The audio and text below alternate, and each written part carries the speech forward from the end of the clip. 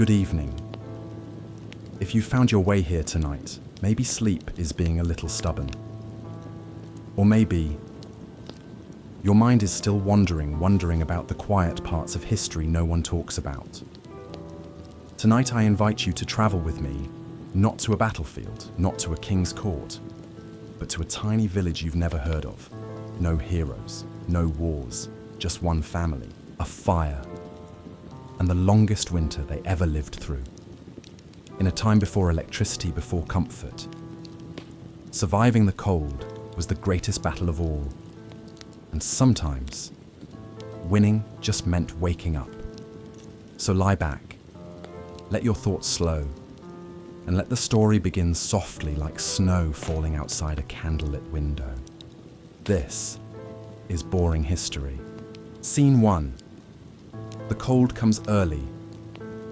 In the village of Eldhollow, where the hills curled like old sleeping giants and the trees whispered stories no one remembered writing, the cold came early that year. It was still only late autumn, but the breath of winter had already begun to wrap its fingers around the valley. The leaves that should have lingered into amber and rust had been torn down by wind 2 weeks too soon. The streams which once babbled like gossiping children now ran slower, quieter, as though they too were holding their breath for what was coming. Edric, a man in his early 40s with shoulders shaped by years of wood cutting and winters endured, stood outside his small wattle and daub hut.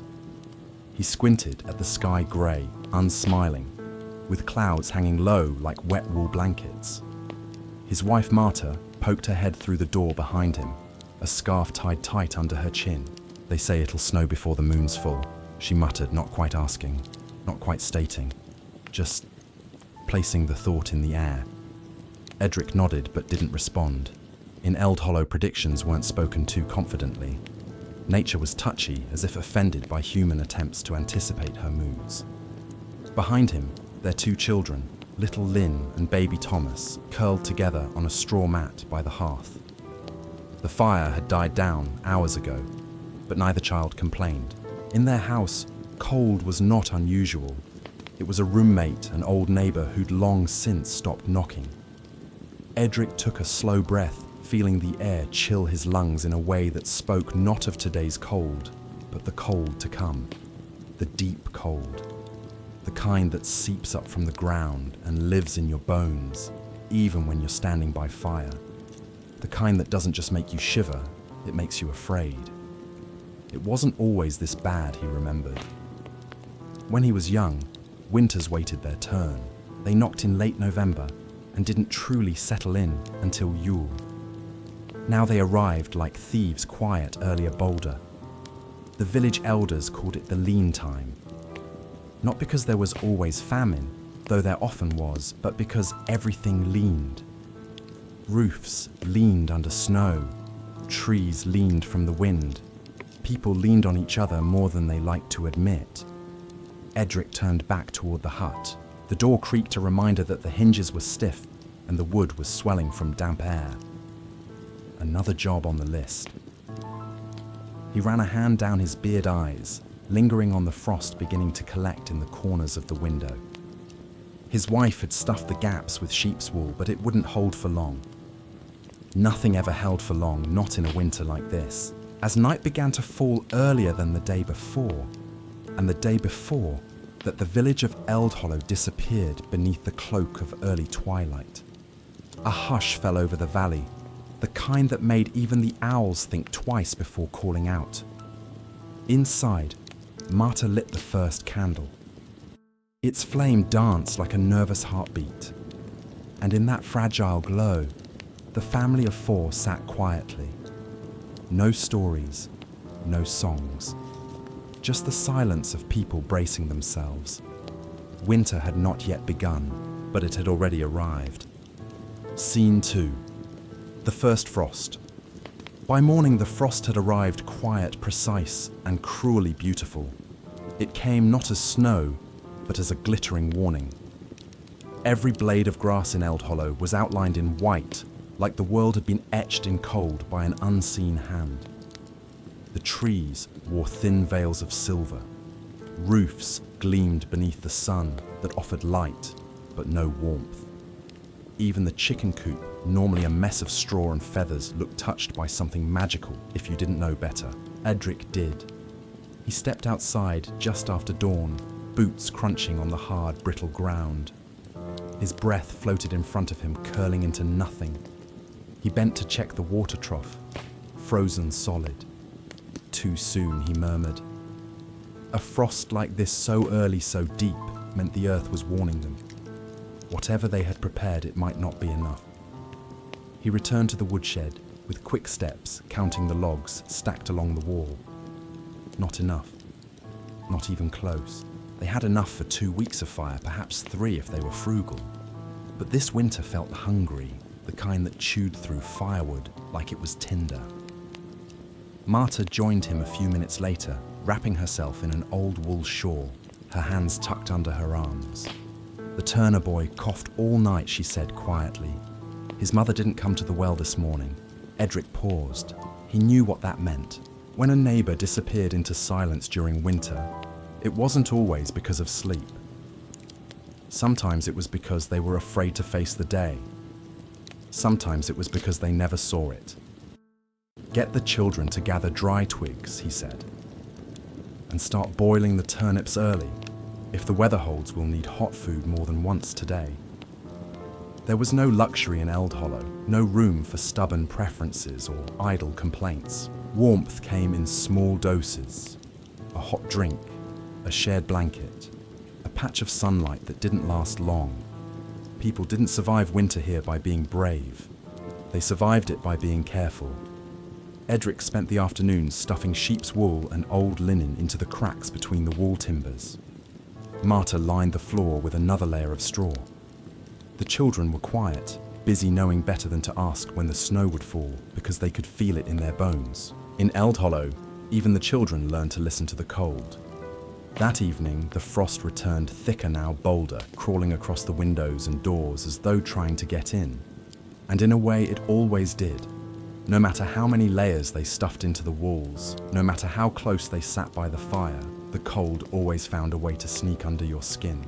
Edric held baby Tomas closer as the little boy squirmed against his chest. His cheeks were pink from heat, but his nose was icy. Lynn had already fallen asleep under Marta's shawl, her face pressed into her mother's side. There was no sound, but the crackling of the fire and the slow, low moan of wind across the hills. Tomorrow, they would need to start the night rotation. Someone would stay up watching the fire, feeding it carefully, until morning. Winter wasn't waiting anymore. It had begun taking. Scene 3. Fire and Fear. In Eld Hollow. The hearth was more than just a place for cooking. It was a living thing, flickering, pulsing, breathing heat into a home that otherwise had none. It was the first thing kindled in the morning, the last thing checked before bed, and often the only thing standing between a family and a silent, frozen death. Edric had known fire all his life, but only in winter did he respect it like a god. That evening, as the wind howled low and steady, like a warning sung through teeth, he crouched by the hearth with a bundle of bark and thin sticks. The coals were still warm, but barely. One mistake, a moment of carelessness, and the house would go cold. And once the house went cold, it was hard to bring it back. He fed the fire, slowly whispering to it, as if it could hear. One stick. Wait. Another. Wait again. His hands were steady, though his fingers had gone red from the cold. Behind him, Marta stirred a pot of broth. It was mostly water seasoned by turnips and a few herbs from last summer. The scent wasn't strong, but it was warm, and that was enough.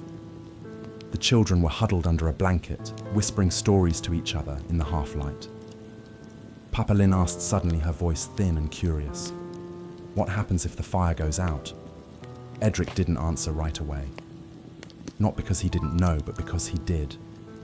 Marta glanced at him. She knew the words he would choose would matter. Well, Edric said quietly, still watching the flames. Then we start it again, and we stay awake until it's alive. "But what if we can't?" Lynn pressed. Edric looked at her, then not with fear, but with honesty. "Then we keep each other warm until morning.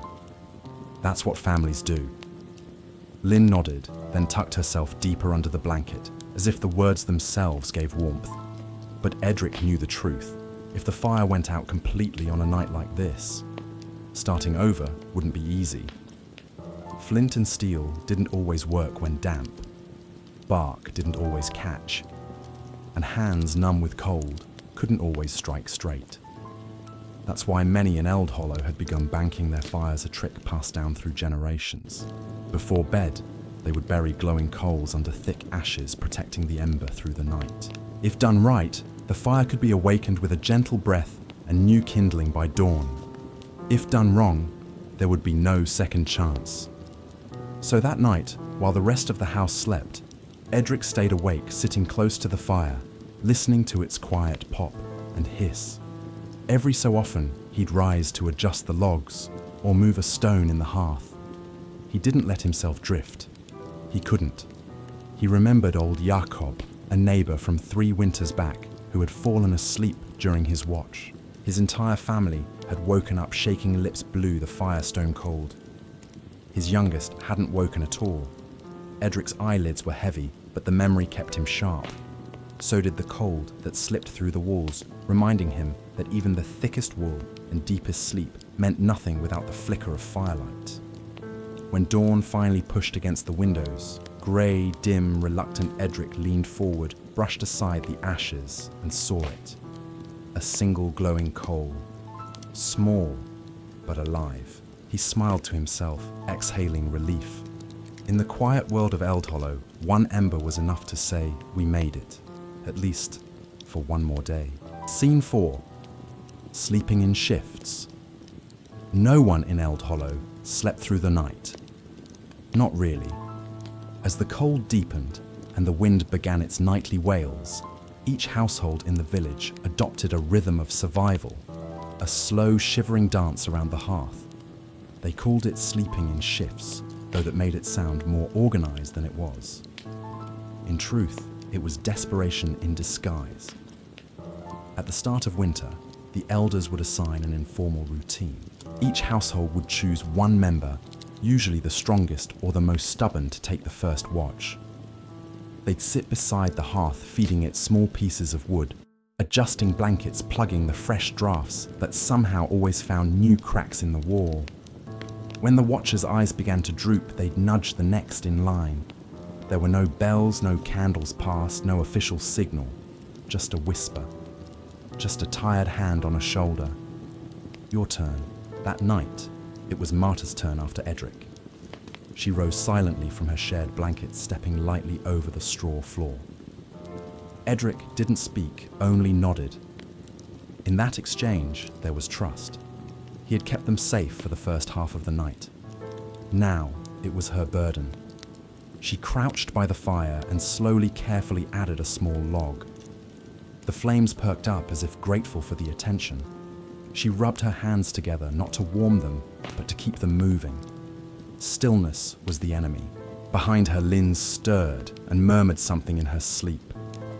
Marta turned and tucked the blanket tighter around the girl's shoulders. Then she glanced over at Thomas, curled against Edric's chest like a kitten in a den. Marta smiled, but it was thin. Even in the quiet, she could feel the pressure building.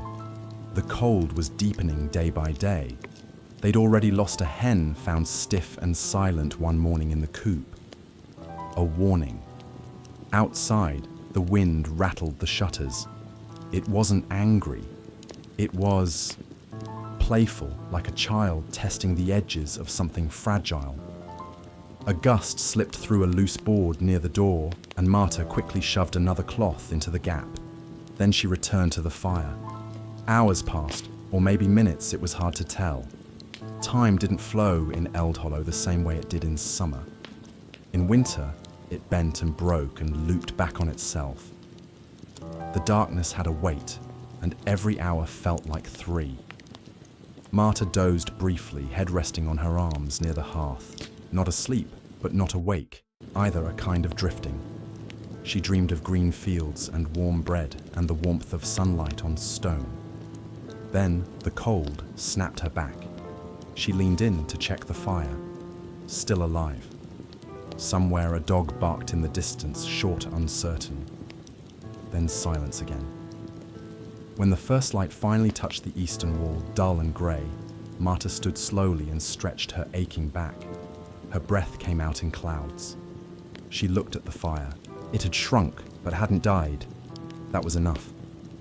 Edric stirred. Thomas whimpered. Lynn rubbed her eyes. Morning had come. There was no applause, no celebration. Just the quiet exchange of glances, the shared knowledge of another night survived. In Eldhollow, sleep was a gift, but warmth was a battle. Scene 5. The day the fire went out.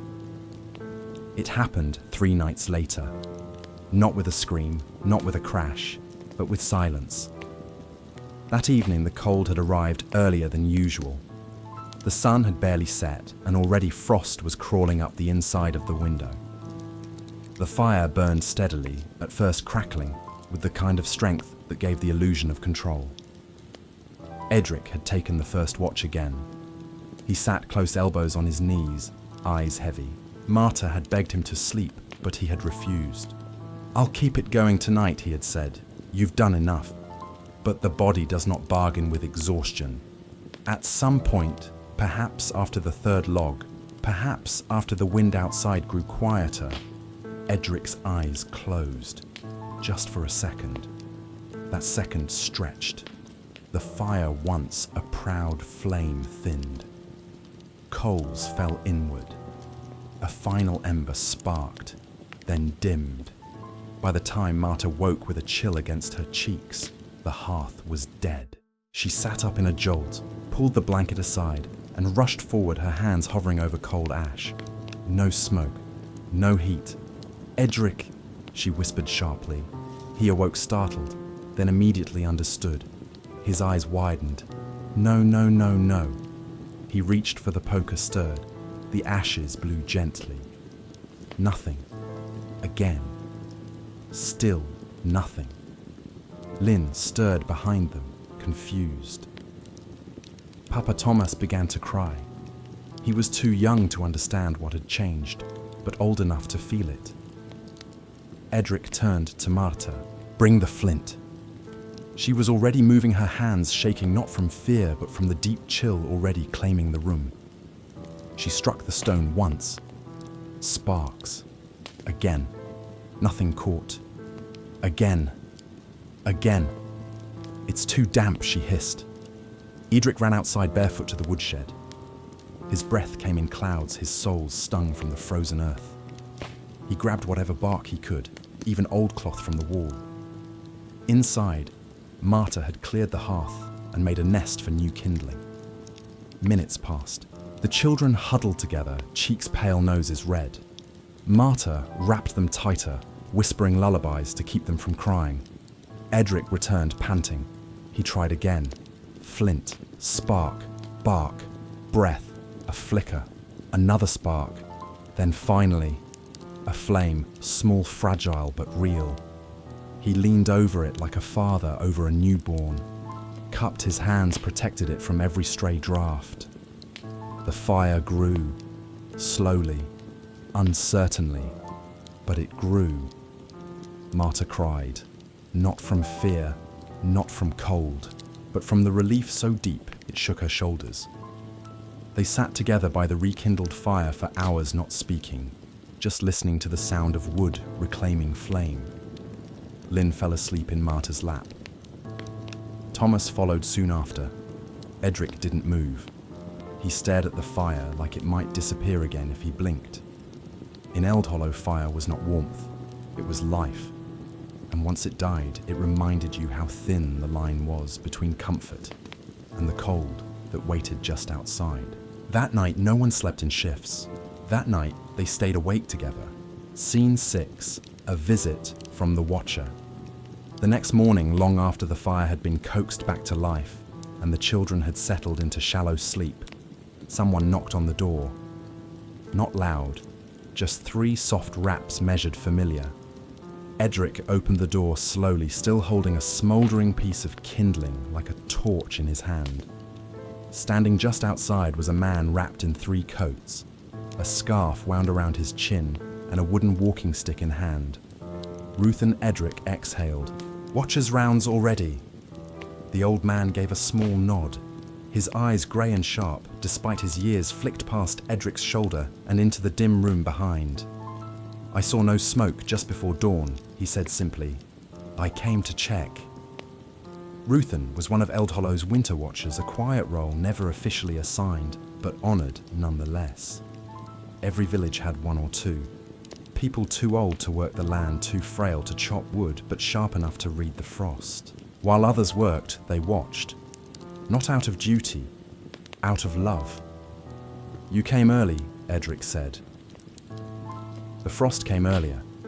He stepped inside without waiting for permission, tapping his boots on the threshold. Marta greeted him with a respectful nod. The children, still half asleep, peeked out from their blanket cocoon. "We lost the fire last night," Edric admitted, eyes lowered. "It was close." Ruthen said nothing at first. He crouched slowly near the hearth, warming his hands. "It always happens once a winter," he said almost kindly. "The fire dies. What matters is whether you bring it back." Edric looked at him surprised. "You're not the first," Ruthen continued, "and you won't be the last. Years ago, my family let the fire die for a whole day. We all lived. Except the dog." He chuckled once darkly.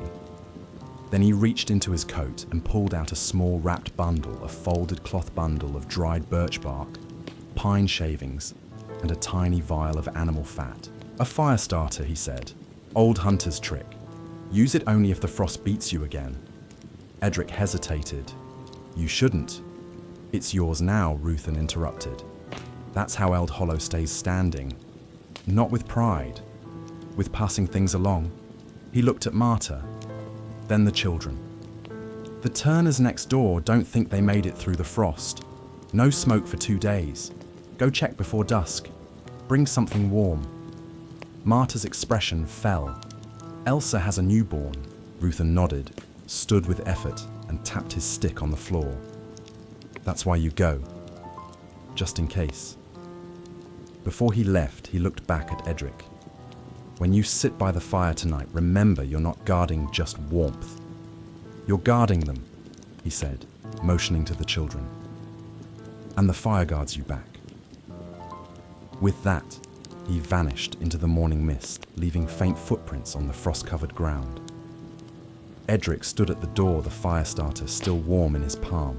In Eldhollow, no one survived alone. The cold made sure of that, and sometimes survival arrived not as roaring flames, but as a knock on the door, soft, quiet, and right on time. Scene 7. Dreams and turnips. By the end of the week, food had grown thinner. The stew pot was no longer filled, it was stretched. Broth became cloudy water. Turnips became treasure. And each meal felt more like negotiation than nourishment. That night, Marta sliced the last turnip into 4 pieces. It was small, bitter, and beginning to wrinkle, but they ate it slowly, like it mattered because it did. Lynn chewed in silence. Thomas, too young to argue, gnawed the edge with his tiny teeth. Edric finished his portion and said nothing. After supper, they wrapped in blankets, huddled together by the fire, letting the warmth lull their bodies toward rest. The heat of food was brief, but the memory of it lingered, a soft warmth in the belly, just enough to hold sleep. And sleep did come, but with it came dreams. That night, Lynn dreamed of feasts, long tables filled with golden bread, roast goose bowls of cherries and milk. She laughed as she ran down the table, barefoot, stuffing her hands with soft cakes. She saw her mother's smile, glowing like sunlight, and her father clapping with joy. But when she reached for a loaf, it crumbled into snow. The room darkened, the food faded, and she was alone at the table surrounded by frost. Thomas whimpered in his sleep. He dreamed of warmth, not fire, but sunlight. a meadow bright and green where he rolled in tall grass and laughed with birds. But as he ran, the sky turned grey, the grass iced over, his feet sank into snow. Marta dreamt of her sister long gone from this world sitting beside her, offering hot soup in a polished wooden bowl. She reached out grateful, but the bowl turned cold, empty. Her sister faded like smoke, and Edric, he dreamed of being a child again. He was back in his father's hut. His mother's hands pressed bread dough against the hearthstones. The smell, rich, real warm, filled the room. He sat by the fire, tiny, wrapped in a wolfskin cloak. And then the fire spoke, not in words, but in feeling. It told him, "You must watch me, or I will leave you again." He woke up with a gasped chest tight. The fire had dimmed. Edric moved quickly, feeding it with the smallest stick he had left. The flame caught, just barely, but it caught. Marta stirred. Lynn groaned. Thomas was still. Everyone had returned from their dreams, none of them rested. By morning, no one spoke of their visions. They ate quietly. Just warm water and stale grain. "I wish we had more turnips," Lynn said softly. Edric nodded. "Me too." But it wasn't just food they were hungry for. It was ease, laughter, safety, things the cold had stolen. In Eld Hollow, winter didn't always kill. Sometimes it simply took comfort, and in the place of dreams, it left turnips. Scene 8. Frozen livestock. It happened in the quiet hour before dawn. That hour when even the frost seems to hold its breath. Edric had noticed it the night before, a strange stillness in the barnyard. No rustling, no soft clucks, no low sighs from the goat. Just silence, absolute and eerie. He'd meant to check after supper, but the children were restless, the fire was fussy, and he was simply too tired. So he waited until morning. Wrapped in his thickest coat, he stepped outside. The cold slapped him instantly, harsher than the nights before, sharper in the lungs. The air felt like glass. His boots crunched across the icy path toward the shed that housed their last few animals. A milk goat, 2 hens, and an old sheep that Lynn called Pebble. He opened the door slowly. The cold inside the barn was worse than outside. No breath, no warmth, no sound. The goat lay curled in the corner legs, tucked in as if still sleeping. But her sides were still. Edric stepped forward, crouched, placed a hand against her body. Solid. He looked to the hens. One slumped beside the feed box, the other perched stiffly on the roost head, tucked but unmoving. Then he saw Pebble. The old sheep stood in the far end of the stall, facing the wall, frozen in place. Edric didn't speak. He didn't cry. He just knelt in the straw and let the weight of it settle on his shoulders.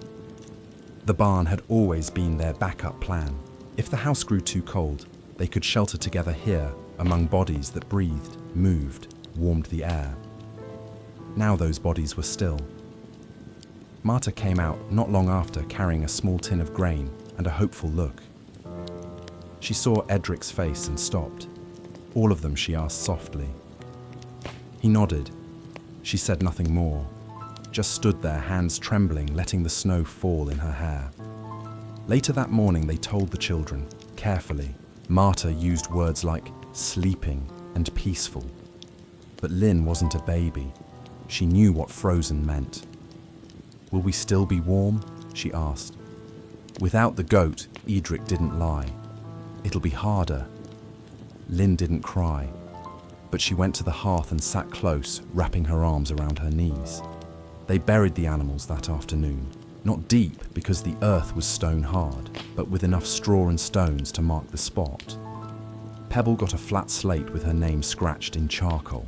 That night, the house felt colder, not because of the fire it burned fine, but because something had gone missing. A presence, a rhythm, the heartbeat of the barn. In Eld Hollow, animals were not pets. They were family. They gave warmth, food, and companionship. And when they were gone, something silent moved in to take their place. Not grief exactly, but emptiness. That night, Edric sat awake longer than usual, watching the fire, listening to the stillness, and wondering what they would lose next. Scene 9. Prayer in the Frost. The night after the animals died, Marta lit a candle that had been saved for emergencies, one of the vigil candles from the last harvest feast blessed by the village priest months ago. It was small, pale yellow, and smelled faintly of beeswax and dried thyme.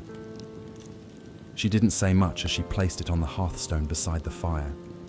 She didn't need to. The act alone spoke volumes. Edric watched her. He knew what the candle meant. Not desperation, not exactly, but a reaching out to anything, anyone willing to listen. "I thought we were saving that," he said quietly. Marta replied, "We were." And then she struck the flint. The wick caught quickly, as if eager to burn. Its flame was smaller than the fire beside it, but somehow steadier, still, like a breath held in cupped hands. They sat together side by side, their children curled between them, asleep under thick quilts. Outside, the wind had settled, replaced by a silence that was somehow heavier.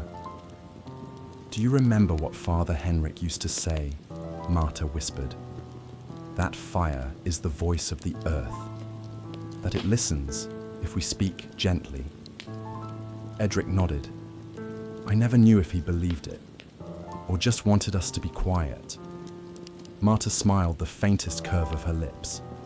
Maybe both. She leaned forward and whispered into the flame. Not a prayer with words, not a request, just breath. A moment of offering. Edric did the same. And in that flickering light, memories returned of spring festivals, of warmth of music, of fire not as survival, but as celebration. Dancing around bonfires, sharing stories, lifting mugs of mead to the sky. The frost had stolen many things, but not those memories, not yet. As the candle burned, Marta took a small piece of chalk and moved to the door. On the frame, she drew 3 symbols, a circle, a cross, and a simple flame. It was an old custom, more tradition than belief, meant to keep out cold spirits and welcome good ones. Others in Eldhollow did the same after the first true frost. It wasn't magic, it was memory. Sometimes, she said softly, "You have to remind the cold that you're still here." Later that night, Edric stepped outside. Just for a moment. He looked at the sky, clear, dark. The stars burned above him like the embers of some forgotten fire. He breathed deeply, slowly, let the chill touch him, but not take him. Then he saw it. On the doorframes of other homes across the village, faint shapes in chalk candles, flickering behind glass light, pulsing against the dark. He wasn't alone. No one was. Back inside, the candle was still burning. Marta had fallen asleep beside it, arms wrapped around Lynn.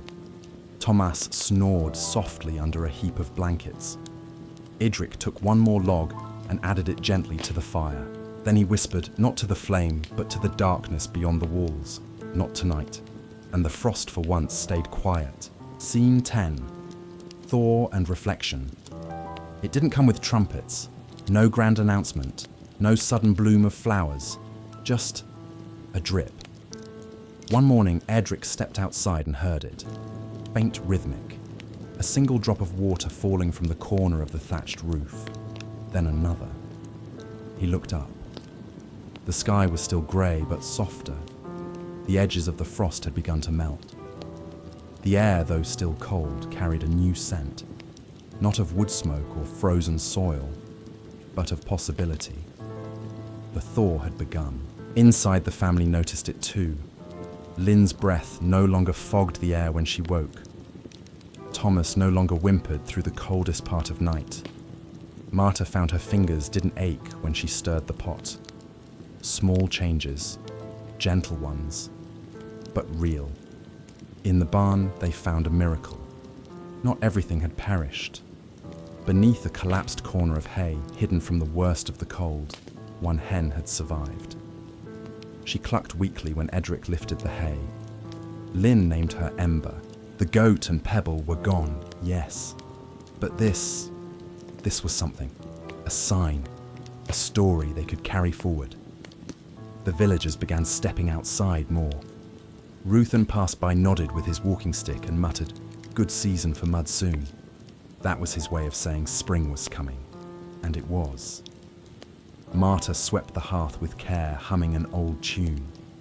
The vigil candle had long since burned out, but she left its stub on the mantel as a reminder not of fear, but of faith. They had made it through. That night, Edric sat beside the hearth, not because he had to, but because he wanted to. The fire still burned, warm, steady. It felt less like a shield now, and more like a friend. He thought of all the nights spent feeding it with trembling hands, whispering into its glow, measuring life in embers. He thought of the dreams, the turnips, the silent knocks on the door, the fear, the loss, the stillness. And through it all, they had stayed. That was the story, wasn't it? Not just of his family, not just of Eldhollow, but of people everywhere in every age. Survival was rarely heroic. It was quiet, cold, often lonely. But it was built on moments like these, moments of staying, of watching the fire, of believing the frost would pass. Lynn joined him near the fire, wrapping herself in the same blanket Marta had used all winter. "Tell me a story, Papa," she said. He looked down at her eyes, soft. "I just did," he said. She blinked. "When every night we stayed warm," he whispered. That was the story. She smiled, leaned into him. The fire crackled, and outside the last of the frost quietly disappeared. And so, the fire in Eldhollow continued to burn, flickering softly through another night of wind and waiting. A village, a family, a world on the edge of history, all holding on, one ember at a time. But long before that fire ever lit a stone hearth, long before there were cottages, or even names for the cold, there was another kind of winter, one without walls, without bread, without even language, only silence, and snow, and the quiet rhythm of survival carved into bone. If the medieval peasant fought to keep warm, then the people before them, the first families, fought just to exist. Let's go further back to the ice, to a cave, a fire, and a story older than memory. Scene 1. The ice comes. The wind had no name. It did not howl or roar. It breathed long, slow, and ancient across a world turned white. This was not the winter of our calendars, nor the cold we know through glass windows and central heat. This was the kind of cold that carved valleys, that buried forests, that swallowed entire herds of beasts and left them preserved like whispers in snow. This was the world as it was, 12,000 years ago. At the edge of a frozen ridge, nestled between boulders the size of houses, sat a cave. Its entrance was hidden, half covered in snow, half shaded by the low sun that barely skimmed the horizon even at noon. Inside there was life. A small fire crackled low at the center of the cave. It didn't blaze. It survived. It glowed like the memory of warmth, its light flickering over fur-covered walls and the motionless bodies of those asleep around it. They were a family, 5 in total. The eldest, a woman with hair the color of stone ash, sat upright, wrapped in a hide that still smelled of mammoth. Her eyes remained open, always watching the fire. Beside her, her daughter, strong, broad-shouldered hair braided tight, slept, curled around 2 children limbs tangled in instinctual embrace. The youngest, not yet 2 winters old, breathed in soft puffs barely audible. His fingers twitched in dreams. And furthest from the fire, lying against a flat wall of the cave, a man. Massive, quiet beard, thick with frost. The father. The hunter. The one they waited for, whether he was sleeping or gone. Outside, snow fell sideways, not in flakes, but in grains. Dry, sharp, relentless. The kind of snow that did not melt on your skin. the kind that bit. The cave was their entire world now, their shelter, their warmth, their hope. In the Ice Age, there were no neighbors, no warnings on the wind, only the deep knowing that if the fire died, they would follow, that if they moved too far too long, the cold would claim them, that life was measured not in days, but in embers. The elder woman, still awake, reached toward the fire with a stick of bone, gently adjusting the coals. She did not speak. She had not spoken in 2 days, not since they lost the other son, but she watched and breathed and fed the fire. Behind her, the cave wall held faded ochre markings, drawings from a year ago, or maybe 10. Hands, horned beasts, a sun, a spiral. Symbols not for language but for memory. Because in the world beneath the ice, memory was survival, and silence was sacred. As dawn began to press faint light across the cave's threshold, the father stirred. His eyes opened slow and cautious. He listened first for the fire, for breathing, for wind. Then he sat up. The elder nodded to him once. He nodded back. No words, no ritual, just understanding. The kind that only forms when winters stretch into years. The day had begun, and in the Ice Age beginning, a day was an act of resistance. Scene 2, bone and fur. The cold did not knock, it crept. Even within the cave, the air grew colder each day, as if the ice outside was slowly reaching in, stretching its fingers toward the fire. That morning, the family worked in silence, not from sadness, but from purpose. Words took warmth. Breath was better saved. The hunter, whose name had once been sung but now lived only in glances, moved to the cave's edge. He pulled aside a flat stone and uncovered what was left of their outer wall ribs. Not theirs, of course, but ribs taller than a man, bleached white and curved like the remains of a sunken ship. Mammoth bone. Long ago, this cave had belonged to something bigger than them. A creature who once stood where they now slept, who had fallen beneath a spear when the earth was younger, and now it protected them still. Together, the man and his daughter lifted the great bones, their fingers stiff inside leather bindings. The snow had loosened one of the ribs. Wind had pushed it aside, and that gap, barely wider than a hand, had let the cold in. They sealed it first with bone. Then came the hides. Fur scraped from bear-wolf aurochs, stitched together with sinew, softened with ash and grease. When pulled across the frame, it turned the wind aside like bark against rain. The daughter, her arms thick from cutting wood, her voice saved only for the young ones, pressed her weight into each knot. Tied, checked, tied again. Inside, the elder watched with a practiced eye. Every winter the hides shifted. Every winter someone forgot to check. But this year, nothing would be forgotten. Behind her, the 2 children stacked bundles of dried moss along the back wall. Moss meant warmth.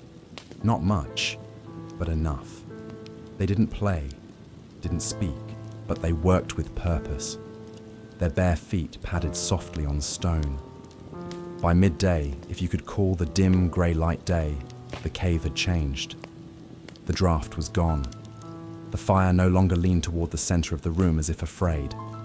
Now its smoke curled upward with ease, escaping through the hole they had left at the top, a mouth to the sky, small but sacred. The man stepped back and looked at the wall they had built. It was not beautiful, but it held. His daughter rested her hands on her knees, exhaling fog from her lips. She glanced at him. He nodded. That was all. Inside, the elder added another log to the fire.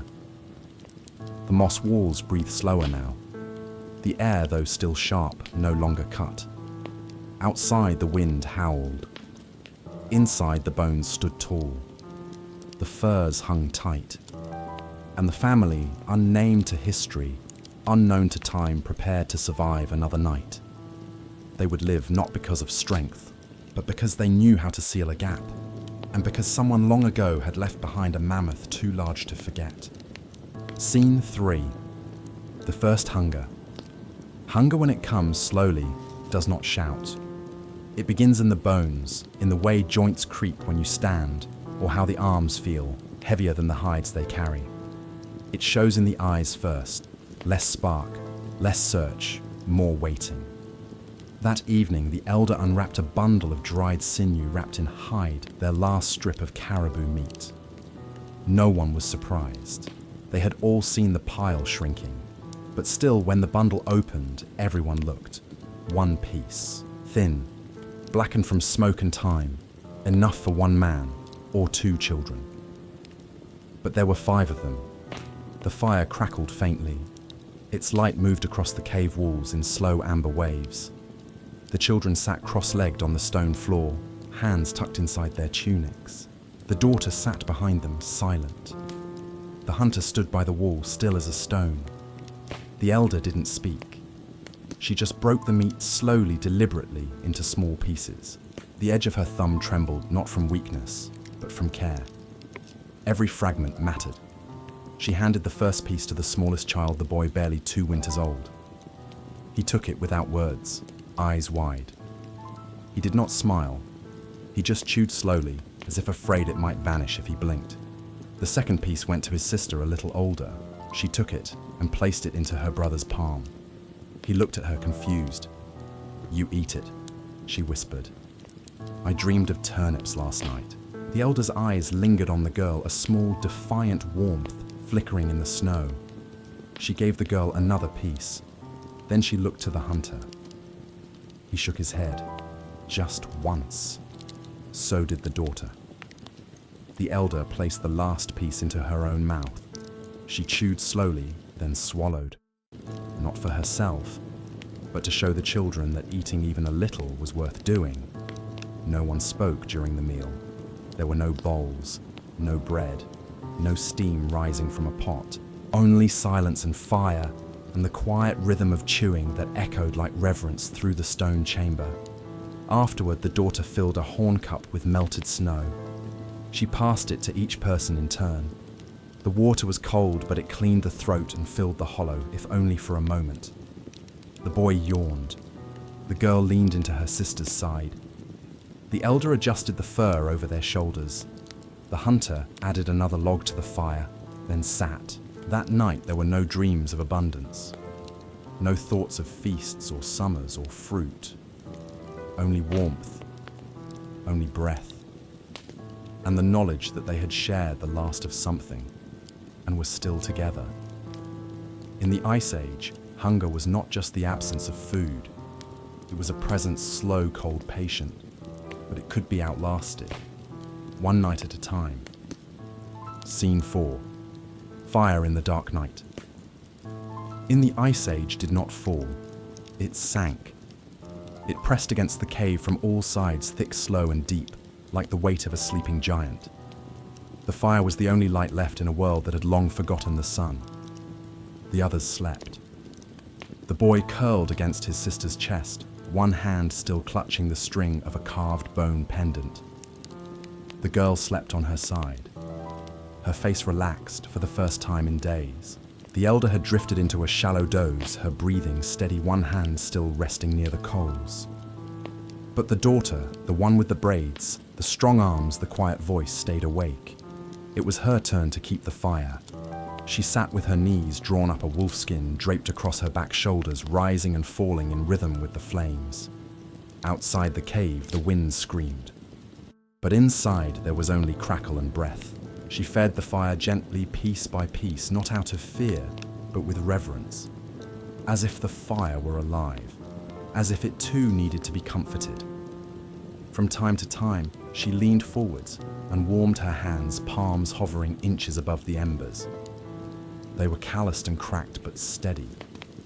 She remembered being younger when keeping the fire had terrified her. She would wake her mother each time the wood snapped. She thought shadows meant spirits, that silence meant death. Now she knew better. Fire did not need to be feared. It needed to be fed, like a baby, like a story. She added another log, watching it hiss where the bark met flame. The orange glow pulsed across the cave walls, catching on the ochre lines, those faded handprints and horned beasts that reminded them who they were and where they came from. She hummed softly, a tune with no words, something her mother had used when the snow piled too high to leave the cave. It wasn't a lullaby. It was a spell, one that held the night at bay. Behind her, one of the children stirred. She turned, adjusted a fur, then returned to the fire. Always the fire. Sometimes she looked into it and saw things. Faces. Memories. The shimmer of summer sun on river stones. A mammoth trudging through shallow water. Her brother, the one they had lost, smiling with frost on his lashes. But when she blinked, the fire returned. Just wood and flame and heat. She didn't cry. There was no space for that. She just kept feeding the fire. Because that was her task. Because someone had to stay awake. Because warmth was not just survival, it was love in its oldest form.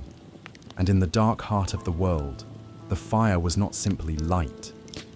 It was proof that they were still here. Scene 5. Dream of the warm world. Night in the Ice Age did not fall. It sank. It pressed against the cave from all sides, thick, and deep like the weight of a sleeping giant. The fire was the only light left in a world that had long forgotten the sun. The others slept. The boy curled against his sister's chest, one hand still clutching the string of a carved bone pendant. The girl slept on her side, her face relaxed for the first time in days. The elder had drifted into a shallow doze, her breathing steady, one hand still resting near the coals. But the daughter, the one with the braids, the strong arms, the quiet voice stayed awake. It was her turn to keep the fire. She sat with her knees drawn up, a wolf skin draped across her back, shoulders rising and falling in rhythm with the flames. Outside the cave, the wind screamed, but inside, there was only crackle and breath. She fed the fire gently, piece by piece, not out of fear, but with reverence, as if the fire were alive, as if it, too, needed to be comforted. From time to time, she leaned forward and warmed her hands, palms hovering inches above the embers. They were calloused and cracked, but steady. She remembered being younger when keeping the fire had terrified her. She would wake her mother each time the wood snapped. She thought shadows meant spirits. That silence meant death. Now, she knew better. Fire did not need to be feared. It needed to be fed, like a baby, like a story. She added another log, watching it hiss where the bark met flame. The orange glow pulsed across the cave walls, catching on the ochre lines, those faded handprints and horned beasts that reminded them who they were and where they came from. She hummed softly, a tune with no words, something her mother had used when the snow piled too high to leave the cave. It wasn't a lullaby, it was a spell, one that held the night at bay. Behind her, one of the children stirred. She turned, adjusted a fur, then returned to the fire. Always the fire. Sometimes she looked into it and saw things. Faces, memories, the shimmer of summer sun on river stones, a mammoth trudging through shallow water. Her brother, the one they had lost, smiling with frost on his lashes. But when she blinked, the fire returned. Just wood and flame and heat. She didn't cry. There was no space for that. She just kept feeding the fire. Because that was her task. Because someone had to stay awake. Because warmth was not just survival, it was love in its oldest form. And in the dark heart of the world, the fire was not simply light, it was proof that they were still here. Scene 6, Ice Hunt. The hunger had grown teeth. 3 days had passed since the last scrap of meat. The snow around the cave's mouth had been trampled by too many footsteps going nowhere, pacing, searching, hesitating. On the 4th day, they left. The hunter father and the girl, now a woman in all but name, stood at the cave's edge before dawn. The wind had calmed, but the air was sharper. Cold that didn't move was somehow worse. It clung. Each wore a heavy fur cloak, wrapped twice at the chest and bound with sinew rope. Their boots were hide stuffed with moss and wrapped in layers. Their spears were long, stone-tipped and silent in the morning light. The elder had prepared a talisman, a small carved tooth rubbed with ash, and tied it to the father's wrist. For luck, she rasped. And memory. They said nothing more. The children still slept, their dreams unbroken by the absence. The hunt was not a march, it was a test. They moved slowly, avoiding deep snow and shadowed places where the ice might collapse. The land was not soft. It was a glass desert, jagged, treacherous, beautiful in its indifference. Animal tracks were rare. The first they found belonged to a snow fox. Light and dancing, too quick, too small. Then came the scattered prints of a hare, old, faint, gone. Then deeper in the valley something else, large, wide, heavy, hooves, multiple. Moving in a group, the father crouched, brushing away the top layer of snow. He touched the earth. It was hard, but not fresh frozen. The tracks were no older than a day. Caribou, maybe 10, maybe more. They followed the path downwind, eyes narrowed, muscles tensed. The girl stepped exactly where her father stepped, copying his breath in through the teeth, out through the nose. A hill rose before them. At the crest, they crawled. Beyond the ridge, the world opened wide, a shallow basin surrounded by dead trees, their branches clawing skyward like frozen fingers. And there, in the center, the caribou stood, or rather, they didn't. They were still, too still. The girl's breath caught. The animals were not grazing, not running, not even aware. They were frozen, literally, standing as if mid-step, eyes open, tails stiff. A sudden frost, or a windstorm, or exhaustion, no one could say, but they were dead. A small herd, preserved in place. The father and daughter approached slowly, as if the scene might vanish. But it didn't. Death was real, cold and quiet. They knelt beside the nearest beast. Its coat was frosted, its breath long since gone, but its body still solid, still meat. The father looked at her. She nodded. They unslung their blades and began to work, not savagely, not greedily, but with purpose, with gratitude, with hands trained by hunger and hearts trained by memory. Each cut was careful. The joints were still pliable. The fat had not spoiled. It was a gift not from a god, but from the cold itself. Hours passed. They wrapped what they could in hides, tying it into a sled fashioned from mammoth ribbon rope. The sun was low when they turned back. The girl looked once more at the frozen herd, a silent forest of statues in white. A warning, a mercy. In the Ice Age, even death could feed you, if you dared to go and find it. Scene 7. The frozen herd. The sled groaned as it slid across the snow. It wasn't heavy, not yet, but it was awkward, unwieldy, made of bones tied with hide, lashed together by hands numb from cutting. The weight wasn't just in meat, it was in meaning. Behind the father and daughter, the valley of the dead herd remained silent. They had taken only what they could carry, 3/4 of a carcass, some marrow bones, a strip of frozen fat, enough to feed 5 mouths for a week, maybe 2. But they left the rest, not out of waste, out of respect. The daughter had turned before they left, pressed one hand against the icy fur of a fallen caribou, and whispered something only the snow heard. The return journey was slower. The sky had turned copper grey, the kind of colour that signalled another storm not far behind. Their footprints from the morning were nearly gone. The wind had already begun to reclaim them. Still, the fire in their chests hunger-dulled. Hope awakened, pushed them forward. When they reached the cave, dusk had fallen. The mouth glowed faintly with firelight. The elder emerged first. She said nothing when she saw the sled. Her face did not shift, but her shoulders lowered. Just a bit. The children ran out, half barefoot, half wrapped, eyes wide. They circled the sled like it was treasure. Meat, whispered the girl. The boy clapped. The father untied the first parcel, handed it to Marta. The elder took it reverently, as if holding something sacred. She turned immediately and began to prepare the stones near the fire, heating them for cooking, carving the flat bone pan they used when times were kind. That night, for the first time in many nights, they ate, and not scraps, not smoke-flavored memories, but real food. Roasted slivers of flesh on bone, warm marrow, fat melted onto hot rock and soaked into flat moss bread. They didn't eat quickly. They savored. The children ate in silence, not from fear but from awe. The father drank snowmelt and leaned against the cave wall, his eyes half closed. The daughter sat beside the fire, red-cheeked from both heat and exhaustion, watching the fat bubble. Later, when the meal was done and the bones had been cleaned, the elder took a single piece, a flat rib scraped clean, and placed it on the fire. A gift, she said, back to the beasts.